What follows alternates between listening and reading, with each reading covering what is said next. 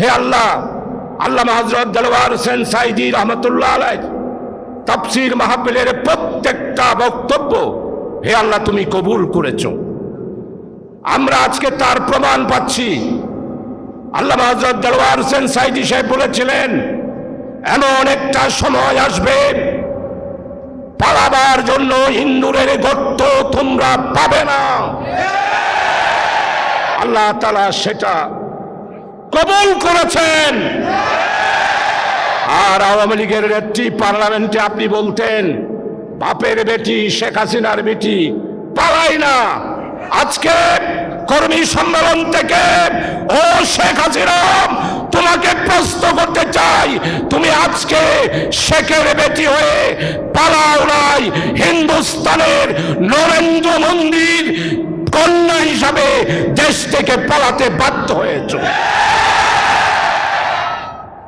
প্রিয় কর্মী ভাইয়েরা, প্রিয় উপস্থিতি, আমার বাংলা অত্যন্ত সুন্দর একটি বাংলাদেশ।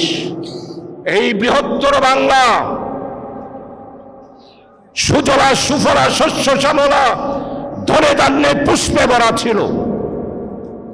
এই বাংলাকে বারবার বিদেশি ফিরিঙ্গিরা, মারাঠারা, পর্তুগিজেরা, ব্রিটিশেরা আমার বাংলাকে বারবার তারা শোষণ করে আমাদেরকে নিঃস্ব করেছে। 200 বছর ব্রিটিশ বানিয়ারা বাংলাকে শোষণ করে ইউরোপের সভ্যতা গঠন করেছে।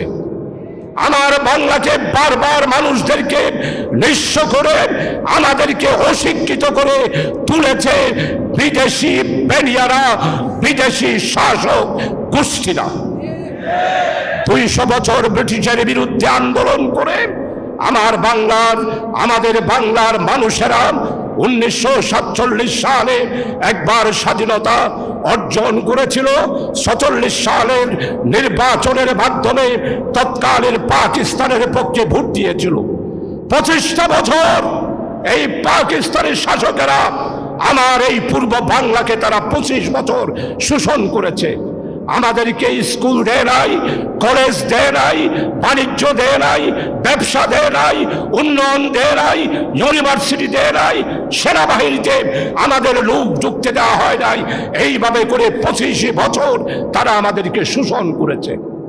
25 বছর পর আমার এই দেশের দামাল ছেলেরা ওই শাসক গোষ্ঠীর বিরুদ্ধে সশস্ত্র 9 মাস যুদ্ধ করে আমার দামাল কৃষক, শ্রমিক, মেহনতি মানুষ, ছাত্র, জনতা, কর্মচারী ঐক্যবদ্ধভাবে 9 মাস সশস্ত্র যুদ্ধের মাধ্যমে আমরা একটা লাল সবুজের পতাকা আমাদের প্রিয় জন্মভূমি বাংলাদেশ আমরা পেয়েছি।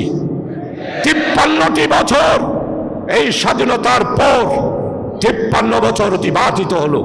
আমার মুক্তিযোদ্ধারা, আমাদের মুক্তিযোদ্ধারা, আমার দেশের দামাল ছেলেরা, আমার ছাত্র জনতারা যেই জন্য রক্ত দিয়েছিল সেই উদ্দেশ্য সম্পূর্ণরূপে ভুলণ্ঠিত হয়েছে।